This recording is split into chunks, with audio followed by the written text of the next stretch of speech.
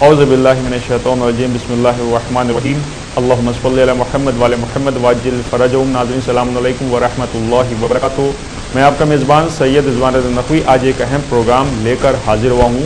Programme का जो उन्वान सुख़न करार पाया है वो बहार रमज़ान। इस हवाले से पहली माह मुबारक रमज़ान से 29 माह मुबारक रमज़ान तक ये सिलसिला जारी व सारी रहेगा, जिसमें मुख्तलिफ़ उलमाए किराम यहाँ पर माह मुबारक रमज़ान की अज़मत और उसकी फ़जीलत के हवाले से गुफ्तगू करेंगे।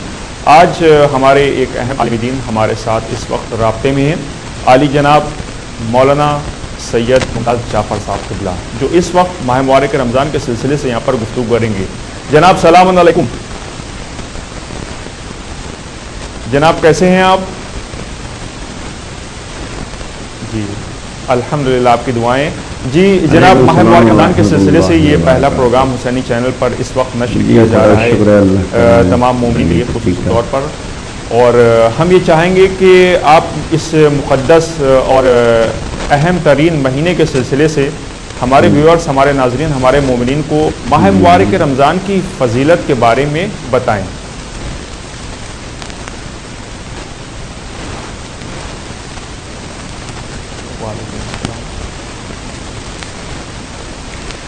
बिस्मिल्लाहिर्रहमानिर्रहीम। नाज़रीन किराम अस्सलाम वालेकुम।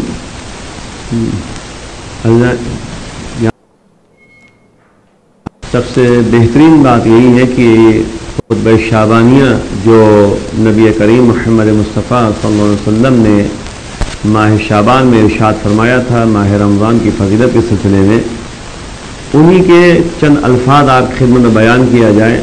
और गौर तलब बात है कि आप देखें कि क़द अक़बल इलैकुम शहरुल्लाह, यानी नबी फरमा रहे हैं कि तुम्हारे सामने अल्लाह का महीना जो है आ रहा है, आने वाला है। तो आप देखें शहरुल्लाह कहा गया है इस महीने को, यानी अल्लाह का महीना।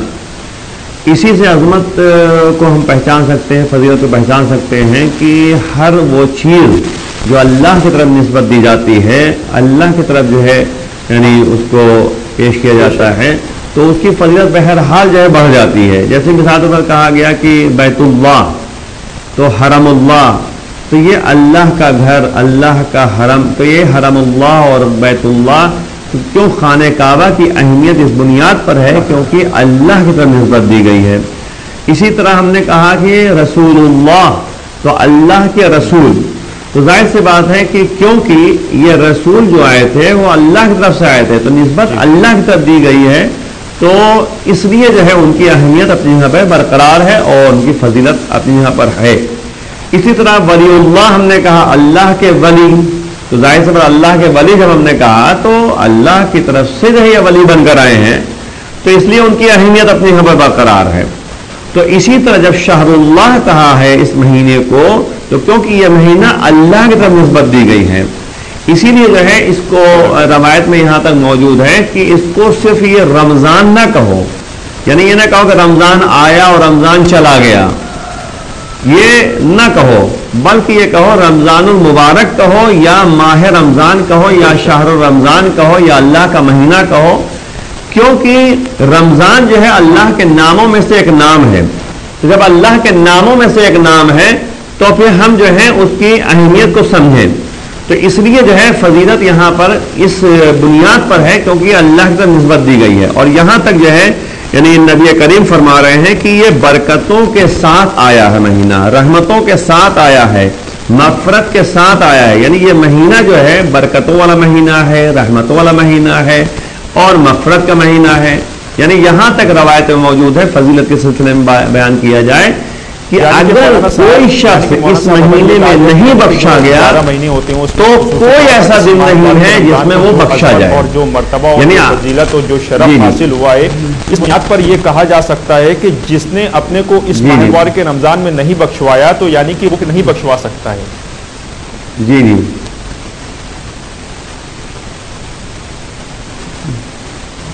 जी हाँ, बस यही है कि रवायत में एक जगह पे और तज़किरा मौजूद है कि ये रोज़े अरफा जो 9 ज़िलहज्जा है, तो माह रमज़ान के बाद जो है उसकी थोड़ी अहमियत है, उस दिन की अहमियत है कि रोज़े अरफा नहीं है 9 ज़िलहज्जा को, تو 9 ذوالحجہ کو جو ہے بہرحال جو ہے اگر کوئی معذرت طلب کرتا ہے اور مغفرت طلب کرتا ہے، توبہ کرتا ہے، اللہ سے معافی مانگتا ہے، روزہ رکھتے ہوئے دعائیں پڑھتا ہے، تو اللہ جو ہے اس دن معاف کر سکتا ہے. لیکن ماہ رمضان کی فضیلت فی الحال اپنی یہاں پر برقرار ہے. اس کے بعد کہیں جا کے روزہ عرفہ کی اہمیت ہے. ورنہ جو ہے روایت یہی کہتی ہے کہ اگر کوئی ماہ رمضان میں نہیں بخشا گیا تو پھر کوئی ایسا دن نہیں ہے جس میں بخشا جائے، کیونکہ یہ مہینہ وہ مہینہ ہے جس میں شیطان بالکل غل و زنجیر میں جکڑ دیا گیا ہے. یعنی اس شعبان خطبہ شعبانیہ میں نبی فرما رہے ہیں کہ شیطان اس مہینے میں مغلول ہے، یعنی اس کو غل و زنجیر میں جکڑ دیا گیا ہے.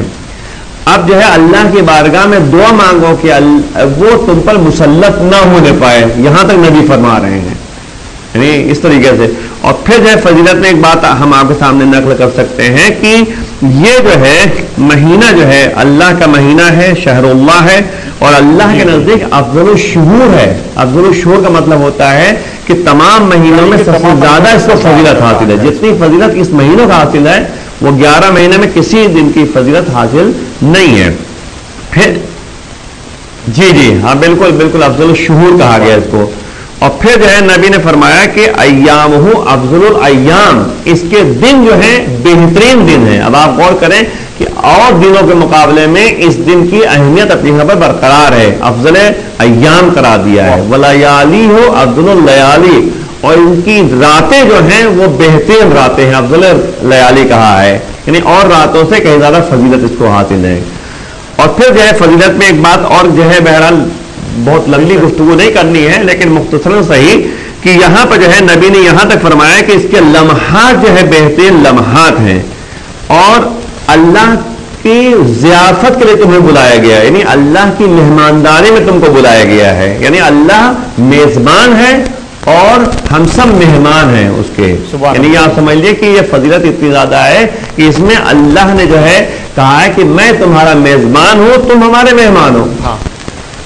اور جب مہمان جب بن کے جاتا ہے انسان تو میزبان جو ہے مہمان کا ہر طریقے سے خیال کرتا ہے نا. ظاہر بات ہے کسی ہم کہیں گئے تو ہم سے پوچھا جائے گا مولانا بتائیے کہ آپ چائے جو ہے شکر کی پیتے ہیں، شکر یا شوگر کی ہے یا شوگر نہیں ہے، یہ سب پوچھا جاتا ہے. یہ نہیں ہوتا کہ آپ چائے بنا کے لے آئیے اور فوراً جو کہتے پی لیجیے، نہیں، بلکہ پوچھا جاتا ہے بھائی چائے جو ہے ہم آپ کی شکر کے ساتھ لائیں بغیر شکر کے لے کے آئیں. تو یہ میزبان جو مہمان کا خیال کرتا ہے. ایک چھوٹی سی مثال ہے آپ کے سامنے. تو اسی طرح اللہ جو ہے اپنے یعنی مہمانوں کا خیال کرتا ہے کہ جیسا مہمان ہوتا ہے اسی طریقے سے اس کے ساتھ جو ہے برتاؤ کرتا ہے. لیکن اللہ سے مانگنے کے لیے بھی کہا گیا ہے، یعنی یہاں تک کہا گیا ہے کہ یعنی انفاسکم فیہ تسبیح، یعنی آپ غور کریں کہ سانس لینا بھی اس مہینے میں تسبیح پروردگار ہے. یعنی آپ دیکھیں کہ ایک ایک سانس جو ہے تسبیح پروردگار ہے. اور کہا گیا وَنَوْمُكُمْ فِيهِ عِبَادَةٌ، اور تمہارا سونا بھی اس میں عبادت ہے. عام دنوں میں آپ سو جائیے مولانا صاحب اتنی عبادت تھوڑی ہے، لیکن اس مہینے میں سونا جو ہے اللہ کی بارگاہ میں جو ہے عبادت مانا جاتا ہے. ایک نیند. تو اب جو انسان یہاں پر رہتے ہیں کس شکل میں ہم وہ تحفے پیش کر سکتے ہیں اپنے خداوند کریم کی بارگاہ میں جو ہماری بخشش ہو سکے؟ سب سے اہم بات یہ ہے، بتائیں.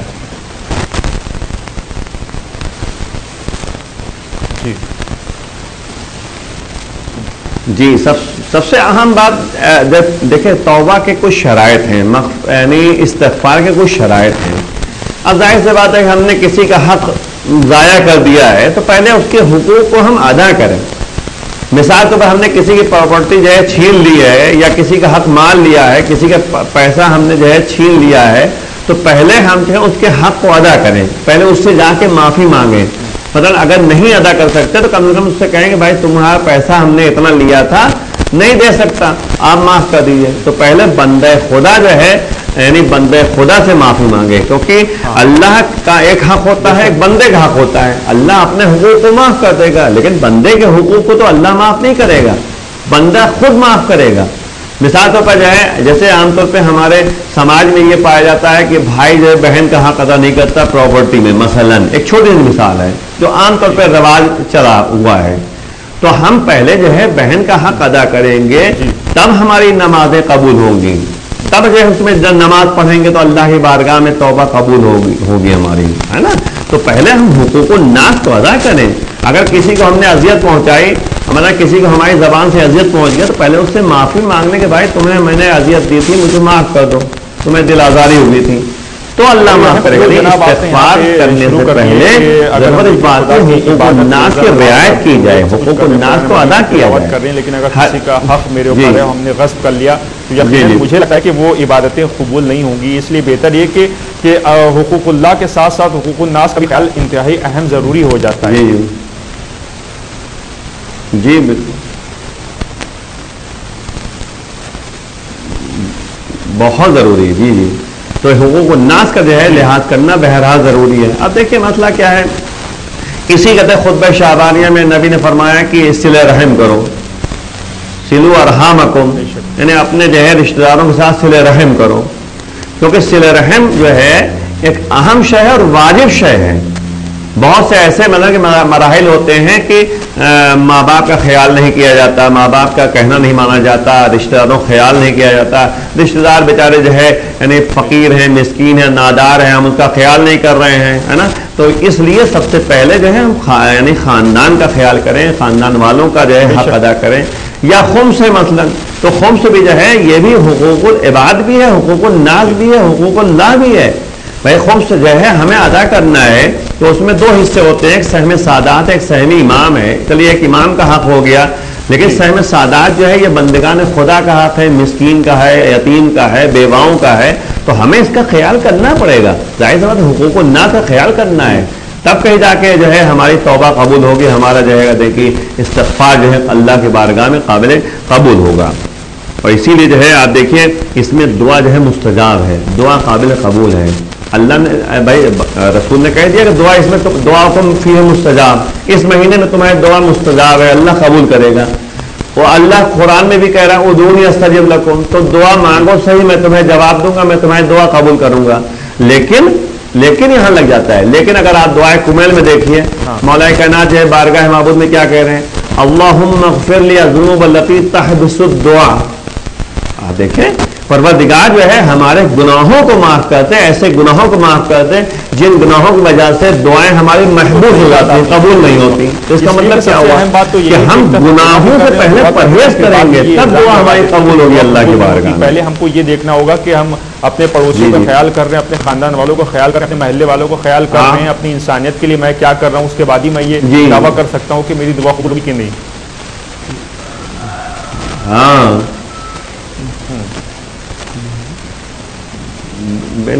جی بالکل، یہاں تک روایتیں موجود ہے کہ اگر پڑوسی بھوکا رہ گیا اور خود انسان پیٹ بھر کے سو جائے تو وہ مومن نہیں ہے، ایمان نہیں اس کا ہے۔ بتائیے 40 گھر مومنین کا ہے، آج کل جو ہے لاک ڈاؤن ہے، بیچارے پریشان ہے، کوئی کام نہیں ہو پا رہا ہے، تو کم از کم جو ہے ہمارے پاس جتنا سکت ہے، جتنی طاقت ہے، ہمیں اس میں خیال کریں۔ لاک ڈاؤن جو کورونا وائرس ہے خطرناک مرض ہے، اس سے بچنے کے لیے حکومت نے اور سارے لوگوں نے مل کر یہ کہا ہے کہ جتنے بھی ایکسپرٹ ہیں، ہمارے ڈاکٹرز ہیں، جو WHO کی ٹیم ہے، سب نے یہ کہا ہے کہ آپ لوگ اپنے اپنے گھروں میں رہیں، گھروں میں رہ کے سوشل ڈسٹینس بنا کے پھر وہاں پر روزے بھی رکھیں، عبادتیں بھی کریں۔ ساتھ میں ایک اور اہم بات ہے کہ ہمارے وہ بہت سے غریب پریوار ہیں کہ جن کے لیے کھانے کو نہیں ہے، تو جن کو اللہ نے نوازا ہے، بہت سارے مومنین ہیں، تو ہم یہ گزارش کرنا چاہتے ہیں کہ کم سے کم آپ اپنے غریبوں کی مدد کریے۔ اللہ اسی بہانے دیکھ رہا ہے کہ آپ غریبوں کی مدد کر رہے ہیں، وہ یقیناً مسبب الاسباب ہے، آپ کو وہ بخش دے گا، آپ کی ساری دعائیں قبول کرے گا۔ یہ ایسا موقع ہے کہ جہاں پہ ہمیں ہر انسان کو دیکھنا ہوگا اپنے آس پڑوس میں، اپنے معاشرے میں کہ کہاں پہ ضرورت مند ہیں، لیکن اس میں یہ نہ ہو کہ ہندو ہے کہ مسلمان، اگر ہمارا ہندو بھائی بھی ہے تو اس کی بھی ہم مدد کریں۔ اس وقت پورا دیش پریشان ہے، اس لیے ہم چاہیں گے تھوڑا سا اس پہ بھی آپ روشنی ڈالیں۔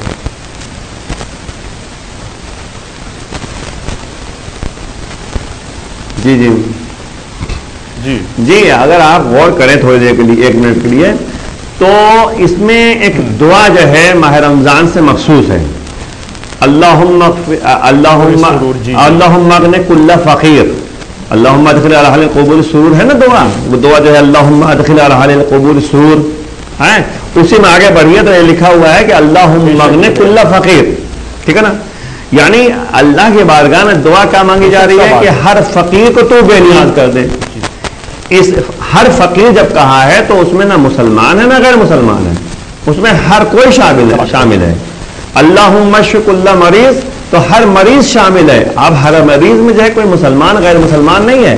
اللہ کی بارگاہ میں دعا کیا جا رہا ہے کہ پروردگار ہر مریض کو شفا دے دے.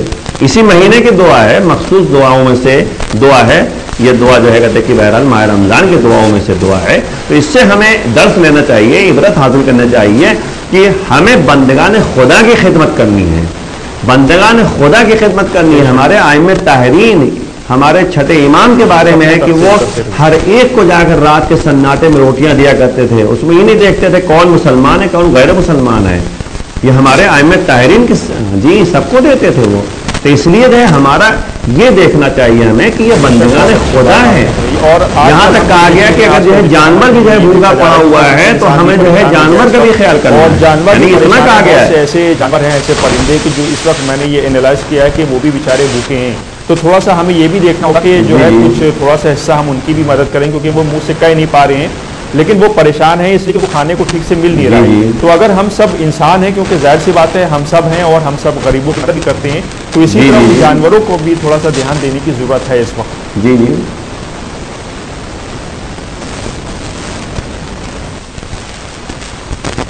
جی جی جی جی جی جی اب جیسے مثال ہم دے سکتے ہیں ایک سیکنڈ کے لیے. امام حسین علیہ السلام کے سامنے حور کا پورا لشکر تھا, ٹھیک ہے نا. اس وقت تو حور جو ہے امام حسین کو اس میں گروہ میں تو تھے نہیں بھائی, دشمن کی صورت میں تھے نا بھائی. امام حسین السلام کو جب چاروں طرف گھیرا ہے تو حور کے لشکر نے جب گھیرا ہے تو حور کا لشکر جو ہے امام کے مقابلے میں تھا. ظاہر سی بات ہے کہ وہ تو دشمن کی شکل میں تھا, لیکن مولا نے جو ہے سب کو پانی پلایا, یہاں تک کہ ان کے گھوڑوں کو پانی پلایا اور پیٹ بھر کے پانی پلایا. تو یہ ہمیں دلیل, اس بات کی دلیل ہے کہ ہمیں یہ نہیں دیکھنا ہے کہ کون بھوکا ہے پیاسا ہے تو اس کو ہمیں دیکھنا ہے, بس ختم بات. ہمیں اس کی جو ایک پہلا فریضہ ریلیٹڈ ہم دیکھیں جو یہ بیماری ہے, تو اس میں بہت سے لوگ, زیادہ تر لوگ جو ہیں جو ہماری گائیڈ لائن ہے اور اس کو سب فالو کر رہے ہیں, گھر میں رہ کے روزے بھی رکھیں. کس طرح ہم گھر میں رہ کے روزے رکھ سکتے ہیں, شریعت کی پابندی کر سکتے ہیں اور سوشل ڈسٹینس بھی ہم کو بنا کے رکھنا ہے, اس حوالے سے آپ ضرور بتائیے. جی جی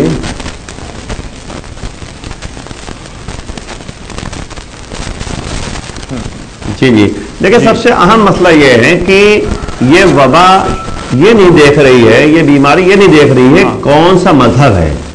یہ بیماری ہر ایک کے لیے ہے, یعنی یہ اس کو جو ہے وائرس پھیلنا ہے پھیلے گا, لیکن اب ہمیں احتیاط کرنا ہے, ہمیں بچنا ہے.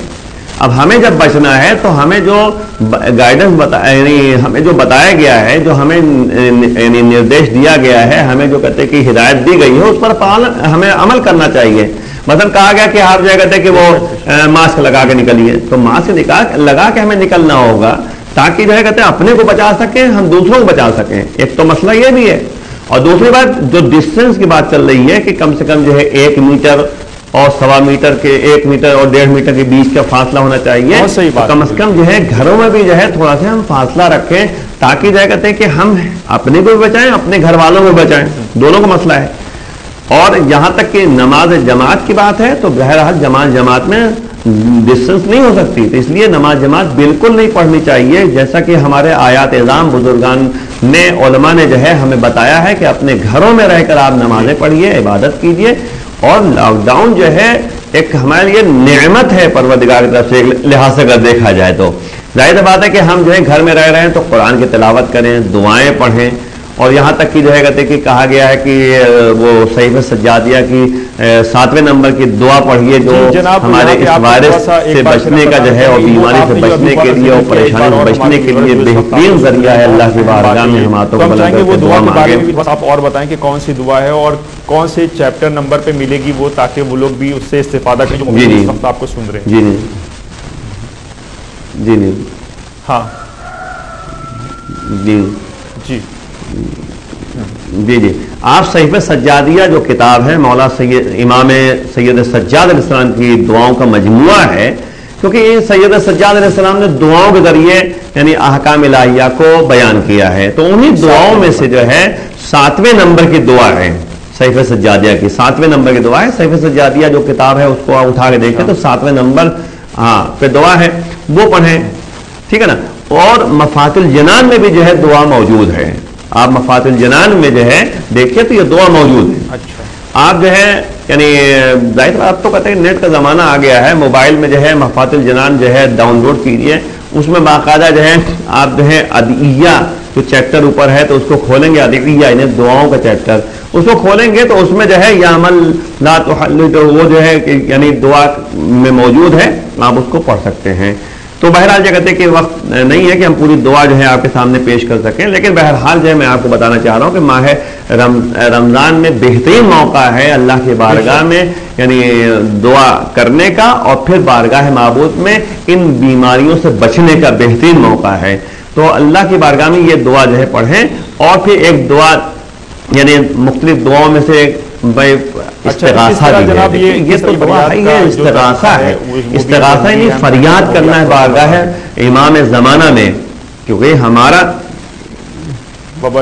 جی جی جی جی جی بالکل الہی عظم البلا جو ایک دعا ہے اس کو پڑھیے، ہاں جی وہ دعا پڑھیے باقاعدہ دل کی گہرائیوں سے پڑھ کے جو ہے، کیونکہ یہ بلا ہے نا، بلا الہی عظم البلا، تو ہم اللہ کی بارگاہ میں کہتے ہیں پروردگار یہ یعنی بلائیں جو ہیں بہت بڑی ہو گئی ہیں، تو یاد یہ بلا تو ہے ہی ہے نا، یہ آپ کے یعنی جو وائرس ہے یہ بلا ہے، تو اس بلا سے جو ہے دور رہنے کے لیے یعنی دوری کے لیے اور اس سے بچنے کے لیے ہم اللہ کی بارگاہ میں پیش کرتے ہیں، اس کے بعد امام زمانہ سے ہم استغاثہ کرتے ہیں، دونوں باتیں اس میں موجود ہیں، تو ہم جو امام کی بارگاہ میں استغاثہ کریں، اور پھر اسی طریقے سے اور پھر دعائیں ہیں جو امام کی بارگاہ میں ہیں، جیسے دعا جو ہے کہتے ہیں دعائے عہد ہم پڑھتے ہیں، تو اس میں بھی جو ہے دعائے عہد پڑھنے کے بعد جو ہے بارگاہ امام میں جو ہے ہم فریاد کریں اور مانگیں، اسی طریقے سے جو ہے اور ایک اور استغاثہ ہے جو امام کی ہے، اس میں یعنی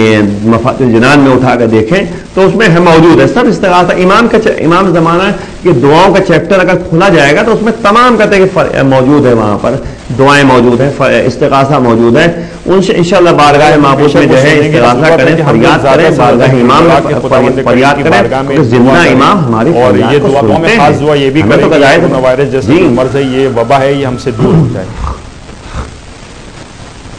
ہاں بس جی جی جی امین، بے شک انشاءاللہ ضرور ختم ہوگا، بلکہ یہ ہے اس کے لیے خاص طور پہ دعا ہمیں کرنی چاہیے کہ پروردگار پوری دنیا سے جو ہے یہ وائرس ختم ہو جائے۔ بہت جناب بس ہم چاہیں گے کہ ایک سوال بھی ہے اس میں شامل کرنا چاہیں گے کہ اگر کوئی شخص ماہ مبارک رمضان میں پہلی شب کو نیت کر لیتا ہے تو کیا اس کو ہر شب الگ الگ نیت کرنا ضروری ہوگی؟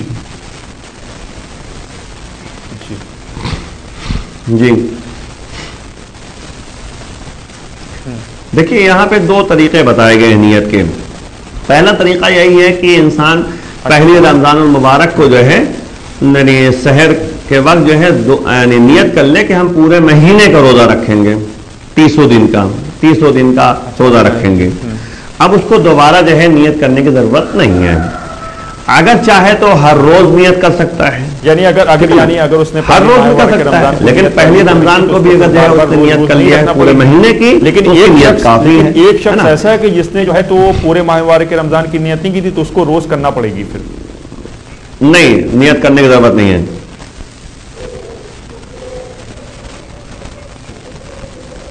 ہاں وہ روز کرے، مطلب کہ کرے کہ آج کا روزہ رکھوں گا، اس طریقے سے کرے۔ اور ظاہر سی بات ہے کہ دیکھیے مسئلہ کیا ہے کہ نیت کے لیے یہاں تک کہا گیا ہے کہ اگر بائی چانس جو ہے سحر کے وقت نیت نہیں کر سکا ہے تو وہ زوال سے پہلے نیت کر سکتا ہے، یعنی مثال کے بعد جو ہے وہ سحر کھا کے اس کے بعد جو ہے نماز صبح پڑھ کے جو ہے سو گیا، اب اس کو یاد نہیں رہا، اس کا 10 بجے اٹھا تو 10 ہی بجے نیت کر لے، کوئی مسئلہ نہیں ہے، اگر وضو کا روزہ جو ہے ہو جائے گا۔ میں جو پانی ہوتا ہے وہ اگر اندر چلا گیا ہے تو کیا ایسی صورت میں اس کا روزہ برقرار رہے گا؟ جی نہیں، اچھا دیکھیں مسئلہ کیا ہے کہ ہمارے پاس جو ہے دو طریقے ہیں۔ ایک دفعہ انسان جو ہے کہتے کہ وضو کرتا ہے، عام طور پہ جو ہے یعنی بظاہر پر وضو میں جو ہے مستحب کام ہے، ہاتھ کو دھونا ہے، کلی کرنا ہے، تو اگر نیت یہ ہو انسان کی کہ میں وضو کر رہا ہوں بائی چانس اور کلی کر رہا ہے، اور کلی کرتے میں جو ہے اگر بائی چانس، دیکھیں بائی چانس کی بات ہو رہی ہے، اتفاق کی بات ہو رہی ہے، جان بوجھ کے نہیں، ہاں جان بوجھ کے نہیں ہے، جان بوجھ کے اگر ذرا سے بھی اگر ایک قطرہ بھی چلا جائے گا تو روزہ باطل ہو جائے گا۔ بائی چانس کی بات ہو رہی ہے، کلی ہم کر رہے ہیں اور بائی چانس اتفاق سے جو ہے وہ پانی حلق میں چلا گیا تو روزہ صحیح ہے اس کا، لیکن وضو کر رہا ہے تب کی بات ہو رہی ہے، تو اس لیے جو ہے وضو کی نیت سے اگر اسے کلی کیا اس نے تو اگر وہ جو ہے کہتے ہیں کہ پانی جو ہے بائی چانس چلا گیا ہے تو کوئی مسئلہ نہیں ہے، کوئی حرج نہیں ہے، روزہ صحیح ہے اس کا۔ اور ویسے بھی جو ہے عام طور پہ یہ ہوتا ہے کہ انسان جو ہے کہتے ہیں کہ وضو کر رہا ہے تو وضو میں جو ہے کوئی دقت نہیں۔ جی ہاں جناب، بہت بہت آپ کا شکریہ، آپ نے اپنا قیمتی وقت دیا، شکریہ۔ تو یہ تو تھے حجت الاسلام والمسلمین علی جناب مولانا سید ممتاز جعفر صاحب اللہ، جو اس وقت پروگرام بہار رمضان کے حوالے سے یہاں پر گفتگو کر رہے تھے۔ اب اپنے میزبان سید رضوان رضا نقوی اور ہماری حسینی چینل کی پوری ٹیم کو دیے اجازت، اس امید کے ساتھ کہ آپ سے ہماری ملاقات پھر ہوگی ایک نئے پروگرام کے ساتھ۔ آپ دیکھتے رہیے حسینی چینل۔ خدا حافظ، السلام علیکم ورحمۃ اللہ وبرکاتہ، فی امان اللہ۔